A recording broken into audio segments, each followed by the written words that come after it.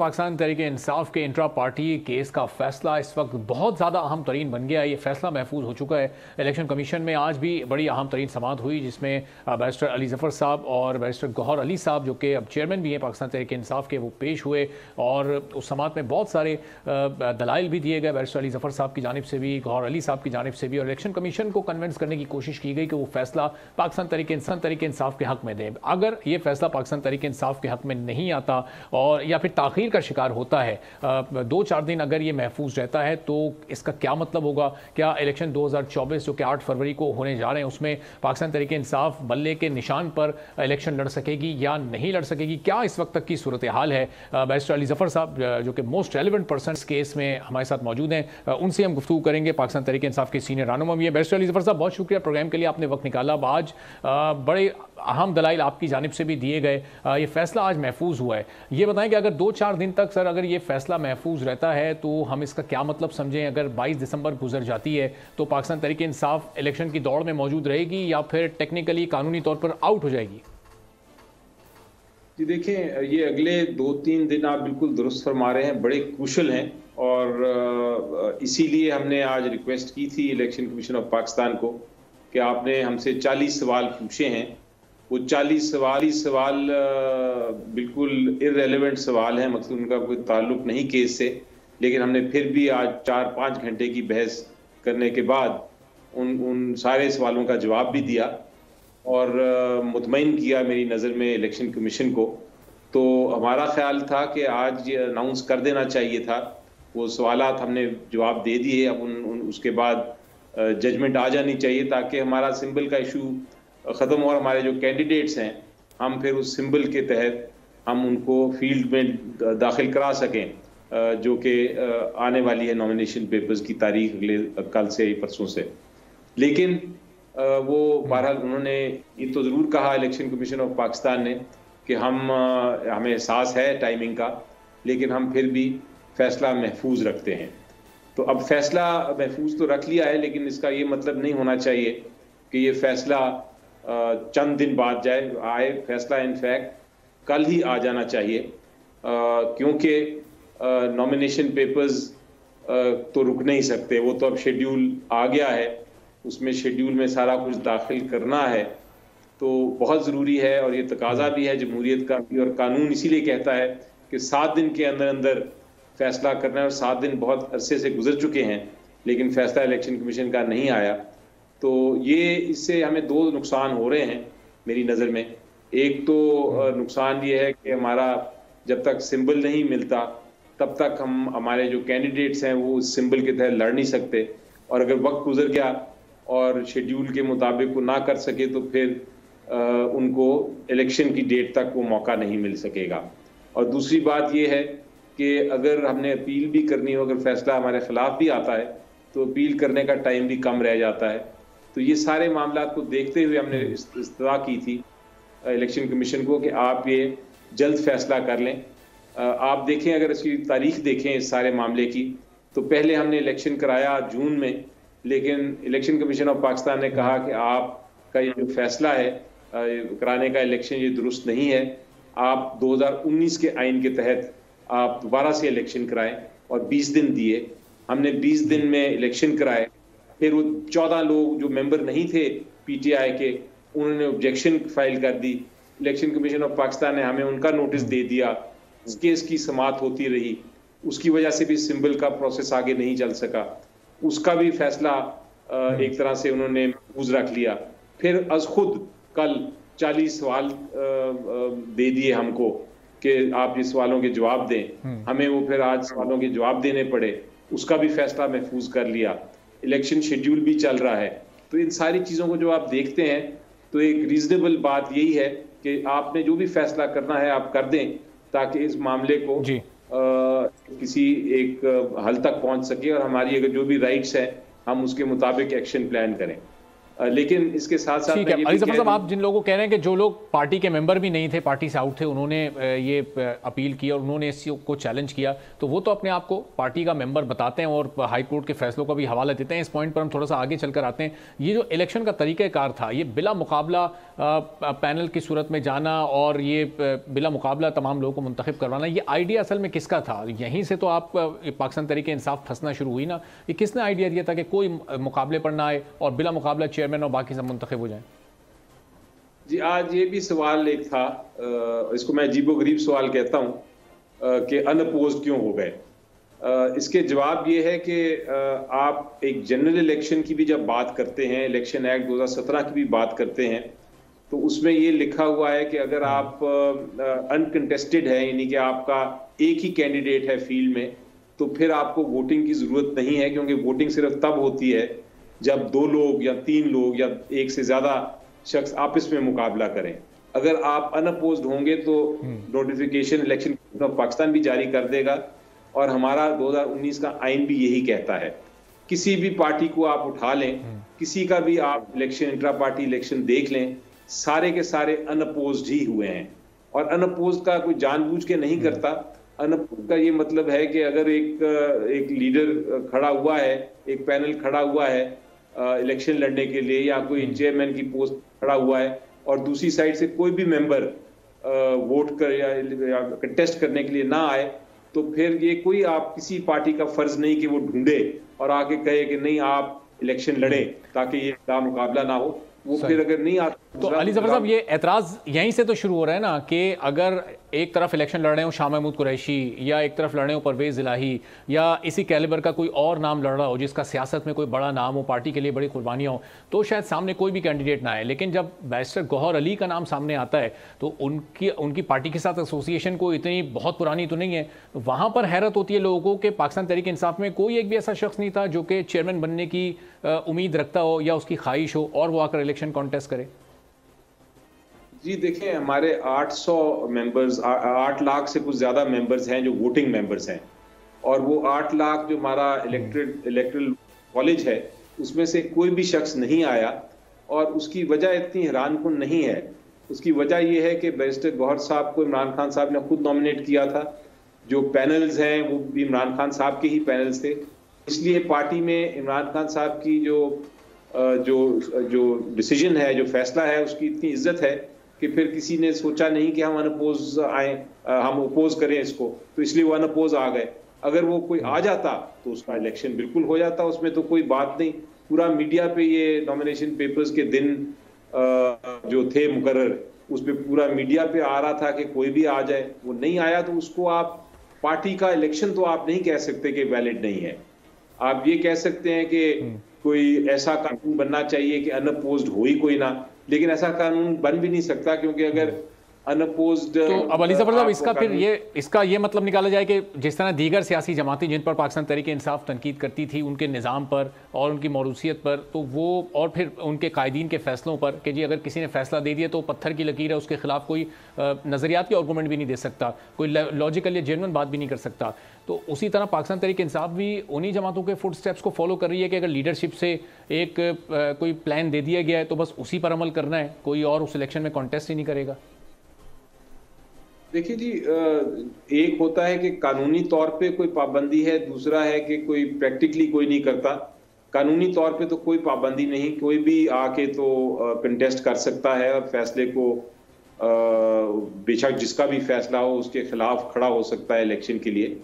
तो आइन तो हमारा यही कहता है, लेकिन प्रैक्टिकली अगर कोई नहीं करना चाहता तो वो अलग बात है। और स्पेशली आजकल के ज़माने में जहाँ इस वक्त इलेक्शन बिल्कुल सामने आ गया है, तो ठीक बात की, ठीक फैसला किया मेंबरान ने कि हम इसको कोई कंटेस्ट के लिए नहीं आया, क्योंकि उनको पता था कि अगर ये कंटेस्ट होगा तो दूसरी तरफ जनरल इलेक्शन भी आ रहा है, उसमें कंफ्यूजन पैदा होगी, तो वो नहीं आया कंटेस्ट। लेकिन अगर आ भी जाता तो लोग वोट करके उसको इलेक्ट कर लेते तो ठीक था, बट नहीं आया तो उसमें आप ये कोई यानी कोई गैर कानूनी काम नहीं आप कह सकते कि गैर कानूनी बात हुई। वो तो एक प्रैक्टिकल बात है। और ये तो ठीक है, जो स्टूडेंट्स तो है, हमारी पार्टीज आहिस्ता आहिस्ता बढ़ती जाएंगी। बाहर के मुल्कों में अगर आप देखें तो इलेक्ट्रेट जो उनका है वो तो एक इतना वास्ट है, लोगों का और उसका एक ऐसा प्रोसेस बन गया है कि वो हर कोई उसमें पार्टिसिपेट करता है और फिर पूरी तरह इलेक्शंस भी होते हैं। लेकिन अभी तक हमारी शायद डेवलप नहीं हुई सारी पॉलिटिकल पार्टीज इस तरह कि हमारे इंट्रा पार्टी इलेक्शंस भी उस लेवल के हों जो कुछ जैसा अमेरिका की 2 जमातें हैं उसमें होता है। और दूसरी बात ये भी है कि हमारे यहाँ महले 170 जमातें हैं, तो लोगों के पास ऑप्शंस बहुत हैं अपनी जमातें बनाने की और एक जमात को छोड़ के दूसरी जमात में जाने की। इसलिए भी शायद ये एक हमारा कल्चर डेवलप नहीं हो सकता। तो बैरिस्टर साहब, अभी आप जिन ममालिक के या जिन माशरों की आप मिसाल दे रहे हैं, तो अगर पाकिस्तान में आप लोगों को वो निज़ाम राइज करना था तो अरसा तो आप लोगों को काफ़ी मिला। ये 4 साल जिसमें आपने हुकूमत की, उसमें अपने पार्टी के उस तर्ज पर जहाँ जिन ममालिक की आप बन सकते थे अगर इंटेंशन होती या पार्टी करवाना चाहती, लेकिन वो पूरा का पूरा टाइम ज़ाय किया गया। मेरा ख्याल है अगर आप तारीख देखें इंट्रा पार्टी इलेक्शंस पीटीआई की, तो काफ़ी प्रोग्रेस किया है, बाकी पार्टी से बहुत बेहतर है और बिल्कुल आइडियल सिचुएशन नहीं अभी तक पहुंच सके, ये आप दुरुस्त कह रहे हैं, बिल्कुल आइडियल नहीं पहुंच सके, लेकिन उस तरफ गामजन तो है, उस तरफ काविश हो रही है, कोशिश हो रही है उस तरफ जाने की। और कम से कम हमने जो एक बड़ा अच्छा आइन बनाया था 2019 में, उसमें बड़ी अच्छी अमेंडमेंट्स भी की थी और ताकि हमारा इंट्रा पार्टी का सिस्टम जो है वो ज़्यादा और भी जमहूरियत के मुताबिक हो। लेकिन वो इलेक्शन कमीशन ऑफ पाकिस्तान ने कहा कि वो आपकी तरमीम ठीक नहीं है, आप वापस 2019 की कॉन्स्टिट्यूशन के तहत जाएं, वहाँ इलेक्शन कराएं। तो वो फिर हमें मजबूरन 20 दिन में कराना पड़ा। लेकिन आपकी बात मैं समझ रहा हूँ, आपका पॉइंट दुरुस्त है कि ज़्यादा से ज़्यादा होना चाहिए। एक इंट्रा पार्टी इलेक्शन को भी उसी तरह होना चाहिए जिस तरह जनरल इलेक्शन होते हैं और पूरी कंपटीशन होनी चाहिए और वो एक प्रैक्टिकली उसी तरह हो जिस तरह के बाहर के ममालिक में है, बिल्कुल होना चाहिए। और यही पिल्डैट की एक रिपोर्ट भी यही कहती है, जो बाहर के मुल्क हैं, मैं बहुत सारे ममालिक की देखी थी, इसी केस के सिलसिले में रिसर्च कर रहा था, तो मैंने देखा कि ये वाला इशू तकरीबन एशिया के सारे ममालिक में, टर्की में, लैटिन अमेरिकन ममालिक में, अफ्रीका में और बहुत सारे यूरोपियन ममालिक में भी ये इश्यूज हैं जिसके ऊपर कानून साजी भी की जा रही है और रेगुलेशंस भी बनाई जा रही हैं।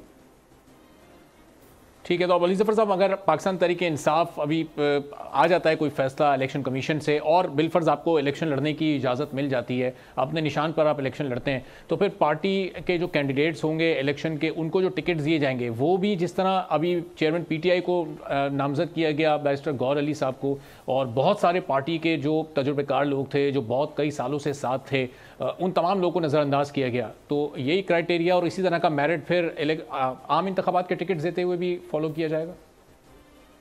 देखिए, जहाँ तक आम इंतखाबात के टिकट्स का सिलसिला है, बहुत मुख्तलिफ लेवल्स पे कमिटीज़ बनी हुई हैं और एक कंप्लीट फिल्ट्रेशन प्रोसेस है, बड़ा ऑर्गेनाइज किस्म का प्रोसेस है जिसके तहत उन कैंडिडेट्स की जो सबमिट करता है अपनी एप्लीकेशंस, उसको देखा जाता है, उसकी पास्ट हिस्ट्री देखी जाती है, माजी देखा जाता है, उसकी प्रिंसिपल्स देखे जाते हैं, उसकी बाकी जो मामलात हैं वो देखे जाते हैं कि क्या एफिलिएशंस हैं, और उसके बाद वो फिल्टर होते होते फाइनली एक टॉप लेवल पे आता है और फिर फैसला किया जाता है।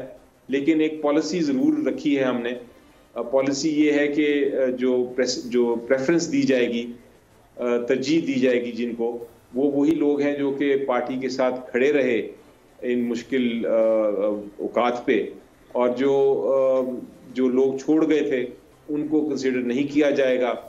ये भी बड़ा क्लियर पॉलिसी है कि ज़्यादातर जो लोग हैं, जो कैंडिडेट्स होंगे, वो पॉलिटिकल हमारे जो सियासी कारकुन हैं, हमारे जो सियासी लीडरान हैं, जो पॉलिटिक्स में हिस्सा लेते हैं, जानते हैं, और उनको वो ज़्यादातर हैं। कुछ वकील भी बहुत सारे हैं जो कि न्यू कमर्स हैं। उसके अलावा अभी ये जो कुर्बानियां देने वाले हैं, जो पुराने कारकुनान हैं, उनको अभी चेयरमैनशिप के लिए फिर क्यों कंसीडर नहीं किया गया? इस वक्त उन्हें क्यों नज़रअंदाज कर दिया गया? जी देखिए, जहाँ तक चेयरमैन का ताल्लुक है, मैंने पहले भी कहा कि वो खुद बड़े काबिल हैं, लेकिन नंबर 2 एक अहम बात ये थी कि हमने इस वक्त केयर टेकर मोड, बिकॉज ये आपको पता है कि असल चेयरमैन, जो फाइनल चेयरमैन, वो तो इमरान खान साहब हैं, लेकिन उनको हमने इस इंट्रा पार्टी इलेक्शन से बाहर इसलिए रखा कि उनके खिलाफ कुछ मुकदमात हैं और हम नहीं कोई बहाना देना चाहते थे कि हमारे जो कैंडिडेट्स हैं उनके नॉमिनेशन पेपर्स रिजेक्ट हों। तो हमने केयर टेकर एक सेटअप के लिए हमने चेयरमैन इस फिलहाल चूज किया या इलेक्ट किया, और वो जब इमरान खान साहब के मुकदमा खत्म हो जाएंगे तो वो अपना इमरान खान साहब री इलेक्शन में वापस आ जाएंगे। दूसरे लोग जो हैं, इसका मतलब है कि पीटीआई के पास कोई ऑल्टरनेट लीडरशिप इस वक्त मौजूद नहीं है। यानी आप दूसरी जमातों पर तनकीद करते हैं कि वो एक फैमिली लिमिटेड कंपनी बनकर रह गई हैं जमातें, और एक फैमिली से लीडरशिप बाहर नहीं निकल रही होती। तो यहाँ भी बिल्कुल वही है कि केयर टेकर के तौर पर तो किसी और को बना दिया गया, लेकिन फुल टाइम चेयरमैन कोई और नहीं बन सकता। जबकि पाकिस्तान तहरीक इंसाफ का जो इनिशियल आइन था उसमें भी यह था कि 2 बार से ज़्यादा टेन्योर पाकिस्तान तहरीक इंसाफ के चेयरमैन के तौर पर कोई भी अपने पास नहीं रख सकता, चाहे वो बानी मेंबरान में से ही कोई क्यों ना हो। तो अब वो आइन और वो उसूल, वो नज़रियात पाकिस्तान तहरीक इंसाफ सब भुला चुकी है। देखिए, सबसे पहले तो ये जो केयर टेकर मोड में जो अभी सेटअप आना था, उसमें मैंने पूछा था इमरान खान साहब से कि एक सजेशन ये भी आ रही है कुछ लोगों की तरफ से कि आप अपनी फैमिली का कोई मेंबर बना दें। तो उन्होंने बड़ा वाज़े तौर पे 1 सेकंड भी नहीं लगाया और जवाब दिया कि नहीं, ये मेरे प्रिंसिपल के खिलाफ है, मेरे ख़ानदान से कोई भी नहीं आ सकता। हमें कोई ऐसा चाहिए जो इस वक्त लीगल टीम में भी हो और वो काम भी कर रहे हों और जानते हों, ताकि ये जो इतने सारे केसेस हैं पीटीआई के, ये है कि उन्होंने जब बाकी जो सीनियर क़यादत है उनका सोचा। वैसे सब रिश्तेदारी की बात नहीं कर रहा मैं कह रहा हूँ कि ये केयर टेकर सेटअप क्यों लगाया गया? यानी बैरिस्टर अली जफर साहब या बैरिस्टर गौहर अली साहब या शोएब शाहीन साहब या कोई और पीटीआई का फेस फुल टाइम चेयरमैन क्यों नहीं बन सकता पाकिस्तान तहरीक इंसाफ का? देखिए, प्रैक्टिकली तो वो फुल टाइम है, लेकिन देखें, जब जो एक इसमें कोई शक नहीं, आप जो भी बात कर लें, इसमें कोई शक नहीं कि पीटीआई इमरान खान साहब के साथ ही उनकी शनाख्त है, और इमरान खान साहब के खिलाफ बगैर पीटीआई जो है वो एक तरह से जमात, इफेक्टिव जमात है ही नहीं। वही मेन लीडर हैं और उन्हीं की पॉपुलैरिटी है। तो जो सबसे पॉपुलर होता है और जो सबसे सुप्रीम लीडर होता है वही फिर चेयरमैन बनता है। इसलिए ये कहना कि वो क्यों बने या वो बन नहीं सकते या वो कोई और बन जाए, वो मेरा ख्याल है वो एक हर पार्टी का अपना एक इंटरनल लीडर होता है जो कि पता होता है कि पार्टी का यही मेन लीडर है, और इसमें कोई शक नहीं होना चाहिए। इसका मतलब पाकिस्तान तहरीक इंसाफ की जो सियासत है वो नज़रियात के गिर्द नहीं है, वो एक शख्सियत के गिर्द वो घूम रही है। एक शख्सियत है तो पाकिस्तान तहरीक इंसाफ है, शख्सियत नहीं तो पाकिस्तान तहरीक इंसाफ नहीं है। यानी एक पार्टी को आप लोग इस्टेब्लिश नहीं कर सकें, शख्सियत को इस्टेब्लिश करने की कोशिश की है आप लोगों ने। देखिए, नहीं, आहिस्ता आहिस्ता पार्टी डेवलप होगी। फिलहाल जिस वक्त हम बात कर रहे हैं इस वक्त तो इमरान खान साहब हैं सबसे पॉपुलर लीडर महिला पाकिस्तान के, और वही लीड कर सकते हैं पार्टी को, इसमें कोई शक नहीं है। हो सकता है आगे जाके पॉलिटिकल पार्टीज डेवलप करती जाएं और अल्टरनेट लीडरशिप भी आती रहे, और आनी चाहिए। ये एक अच्छा असूल है। हो सकता है कल को आप जिस तरह मुशर्रफ साहब एक कानून लेके आए थे कि 2 बार से ज्यादा प्राइम मिनिस्टर हो ही नहीं सकता, हो सकता है आप वो कानून ले आए तो उसकी वजह से हर पॉलिटिकल पार्टी में तब्दीली आ जाए।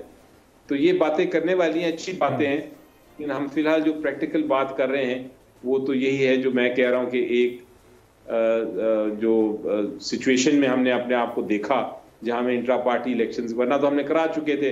इमरान खान साहब चेयरमैन थे उस पार्टी के, वो तो जब दोबारा इलेक्शन कराने पड़े और वो जेल में थे, इसलिए हमने इस सारे को किया। और आपका दूसरा सवाल भी बड़ा इंटरेस्टिंग है, आपने पूछा कि बाकी लीडर्स कहाँ हैं, उनको क्यों नहीं आपने लगाया एज चेयरमैन, या वो क्यों नहीं लड़े इलेक्शन। तो वो भी बात हुई थी। बहुत सारी लीडरशिप तो वैसे ही नहीं आ सकती बाहर, वो छुपे हुए हैं क्योंकि उनको डर है कि वो अरेस्ट हो जाएंगे।